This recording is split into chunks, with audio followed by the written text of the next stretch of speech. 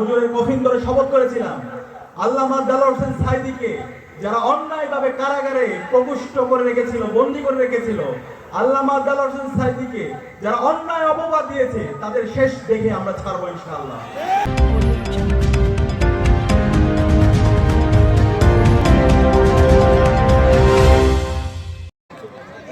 আজকের ক্রীড়া সম্মেলনের সম্মানিত অতিথিবৃন্দ, উপস্থিত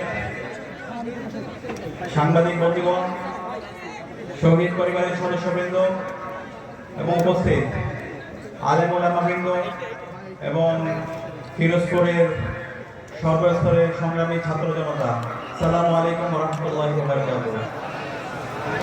আমরা আল্লাহ পাক সুবহানাহু ওয়া তাআলার শুকরিয়া জ্ঞাপন করছি, যার অশেষ মেহেরবানিতে ফ্যাসিবাদ মুক্ত বাংলাদেশে আজকের ফিরোজপুরের ঐতিহাসিক কেরাত সম্মেলনে আমরা উপস্থিত হতে কায়নাত বিশ্বনবী হযরত মুহাম্মদ মুস্তাফা সাল্লাল্লাহু আলাইহি সাল্লামের প্রতি যার আত্মবিধান প্রতিষ্ঠা করার জন্য আমাদের সব ধরনের কর্মপ্রচেষ্টা সাল্লাল্লাহু আলাইহি সাল্লাম শ্রদ্ধার সাথে স্মরণ করছি।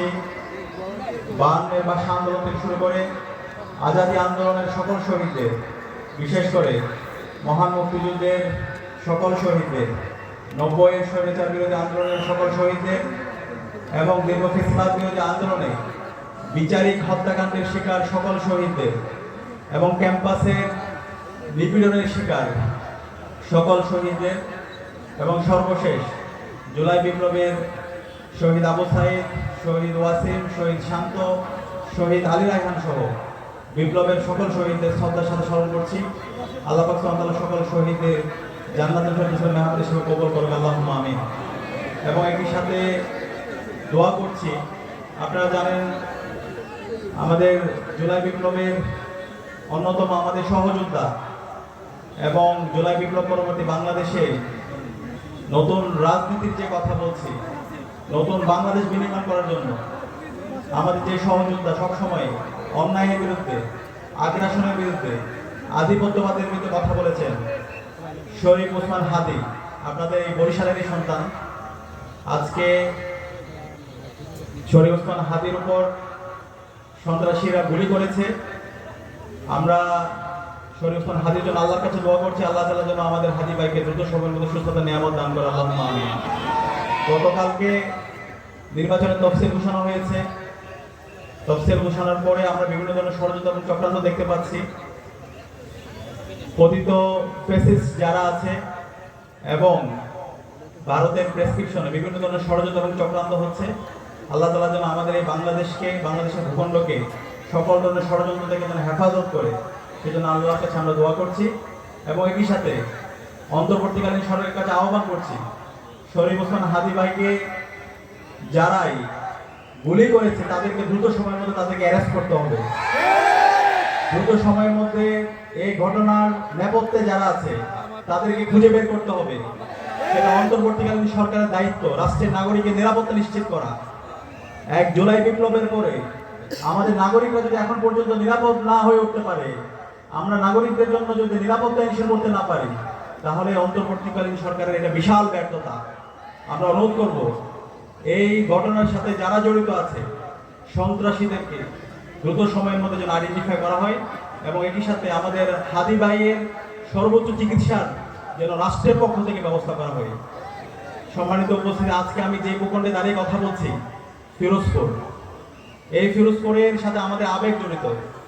ছোটবেলা থেকে যখন আমাদের বুঝ হয়েছে তখন থেকে এই ফিরোজপুর এবং ফিরোজপুরের সাথে যে নামটি জড়িত, আল্লামা দেলোয়ার হোসেন সাঈদী, এই নামটা শোনার সাথে সাথে আমাদের মন থেকে দোয়া আসতো। ছোটবেলা থেকেই আমরা আমাদের নয়নের মনি, কোরআনের বাকি আল্লামা দেলোয়ার হোসেন সাঈদী হুজুরের নাম শুনে শুনে বড় হয়েছে। ওনার যে আধিপত্যবাদের বিরুদ্ধে লড়াই, আগ্রাসনের বিরুদ্ধে যে ওনার লড়াই, ইনসাফের পক্ষে ওনার যে লড়াই, সত্যের পক্ষে যে ওনার লড়াই, সেটা দেখে আমরা উজ্জীবিত হয়েছি। আমাদের যখন বোঝ হয়েছে, বোঝ হওয়ার পর থেকে আল্লামা দেলোয়ার হোসেন সাঈদী হুজুরকে আমরা সরাসরি দেখতে পারিনি। যখন বোঝ হয়েছে তখন আমরা খুনি হাসিনা আমাদের হুজুরকে অন্যায়ভাবে তাকে বন্দী করে রেখেছিল। তখন আমাদের স্বপ্ন ছিল আমরা তরুণরা বেঁচে থাকতে আল্লামা দেলোয়ার হোসেন সাঈদীকে এই খুনি হাসিনার কারাগারে আমরা থাকতে দিব না। এবং সেই আলোকে 2012 সালে, 13 সালে, 14 সালে, 15-16 সালে যতগুলো আন্দোলন হয়েছে, প্রতিটি আন্দোলনে আমরা গিয়েছিলাম। আমরা আল্লাহর কাছে দোয়া করেছিলাম, আল্লাহ তুমি আমাদের জীবন নিয়ে নাও, কিন্তু আমাদের নয়নের মনে কোরআনের পাকে আল্লামা আব্দুল্লাহ হোসেন সাইদি হুজুরকে আমাদের মাঝে ফিরিয়ে দাও। সে সময় অসংখ্য আমাদের ভাই বোনরা শহীদ হয়েছে। খুনি হাসিনা যখন 2013 সালের 28 ফেব্রুয়ারিতে আল্লামা আব্দুল্লাহ হোসেন সাইদি হুজুরের বিরুদ্ধে অন্যায় রায় দিয়েছিল, সেই রায় পরবর্তী সারা বাংলাদেশের 64টি জেলায়, টেকনাফ থেকে তেঁতুলিয়া, প্রত্যেকটা প্রান্তরে মুক্তিকামী ছাত্র জনতা রাস্তায় নেমেছিল।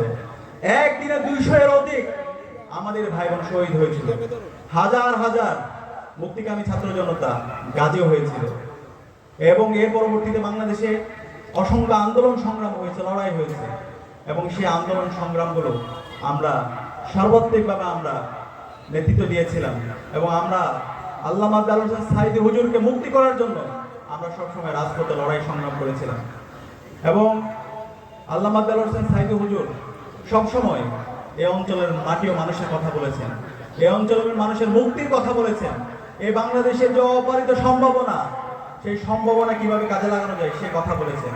তিনি যখন এমপি ছিলেন তখন তিনি দেখিয়েছেন কিভাবে ইনসাফ কায়েম করতে হয়, কিভাবে অন্যান্য ধর্মাবলম্বী যারা আছে, যারা ভিন্ন জনগোষ্ঠীর আছে, হিন্দু, বৌদ্ধ, খ্রিস্টান, সকল মানুষের অধিকার নিশ্চিত করতে হয়, কিভাবে সমাজের মধ্যে ইনসাফ কায়েম করতে হয়, কিভাবে একটা দুর্নীতিমুক্ত সমাজ প্রতিষ্ঠা করতে হয়, কিভাবে কৃষকের অধিকার নিশ্চিত করতে হয়, শ্রমিকের অধিকার নিশ্চিত করতে হয়, ছাত্রদের অধিকার নিশ্চিত করতে হয়, এবং সকল মানুষের ন্যায্য হিসাব কিভাবে বুঝিয়ে দিতে হয়, জনগণের যে ক্ষমতা, সেই ক্ষমতা কিভাবে জনগণের হাতে তুলে দিতে হয়, সেটা আমরা হুজুরের জীবনী থেকে এবং হুজুরের কর্মকাণ্ড থেকে আমরা দেখেছি। সেখানে আল্লাহর কাছে দোয়া করছি, হে আল্লাহ, আমাদের সকলের নয়নের মনে আল্লামা আব্দুল্লাহ হোসেন সাইদিকে তুমি জান্নাতুল ফেরদৌসের মেহমান হিসেবে কবুল করো। সম্মানিত উপস্থিতি, আজকে আপনারা যেই জমিনে আছেন, এই জমিনটা একটি পবিত্র জমিন। আল্লামা আব্দুল্লাহ হোসেন সাইদি হুজুরের কবর এই জমিনের মধ্যে শায়িত আছেন।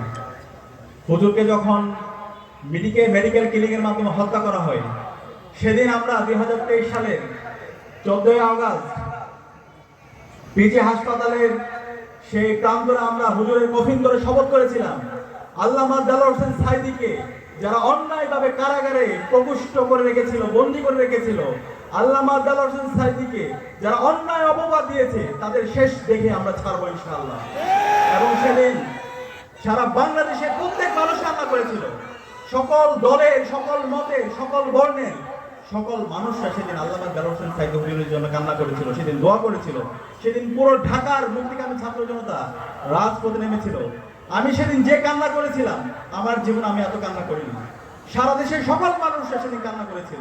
এবং সেদিন সারা রাত ধরে আমরা আল্লামা আব্দুল্লাহ হোসেন সাইদি হুজুরের ওনার জানাজা আমরা ঢাকায় করতে চেয়েছিলাম, কিন্তু সেই সময় ফ্যাসিস্ট হাসিনা এবং তার দোসররা আমাদেরকে জানাজা করতে দেয়নি। আমাদের উপর সেদিন টিয়ার শেল নিক্ষেপ করেছিল, সাউন্ড গ্রেনেড নিক্ষেপ করেছিল। সেদিন আমরা শপথ করেছিলাম, এই খুনি হাসিনাকে আমরা আর বরদাস্ত করব না। এবং সেদিন আমরা পরবর্তীতে হুজুরের লাশ নিয়ে আমরা ফিরোজপুরে এসেছিলাম। ফিরোজপুরে এসে হুজুরের জানাজা করেছিলাম এবং জানাজা পরে আমরা শপথবদ্ধ হয়েছিলাম, এই খুনি হাসিনার পতন আমরা নিশ্চিত করবো ইনশাআল্লাহ। আল্লাহ তাআলা আল্লামা আব্দুল্লাহ হোসেন সাইদি হুজুরের যে দোয়া, সেই দোয়া কবুল করেছেন।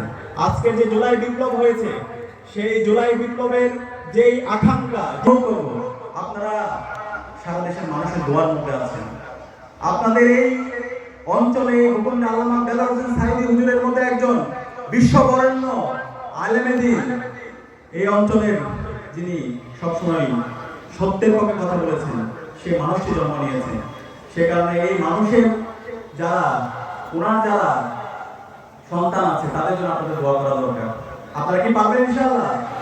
ইনশাআল্লাহ আল্লামা আব্দুল্লাহ হোসেন সাইদি হুজুরের রেখে দেওয়া যে আমানত, সে আমানতের যথাযথ হক আদায় করার জন্য এবং সমাজে ইনসাফ কায়েম করার জন্য, সমাজ থেকে দুর্নীতি, রাহাজানি, জুলুমতন্ত্র বন্ধ করার জন্য আমাদেরকে আল্লামা আব্দুল্লাহ হোসেন সাইদি হুজুরের যে স্পিরিট, ওনার যে চিন্তা, ওনার যে আকাঙ্ক্ষা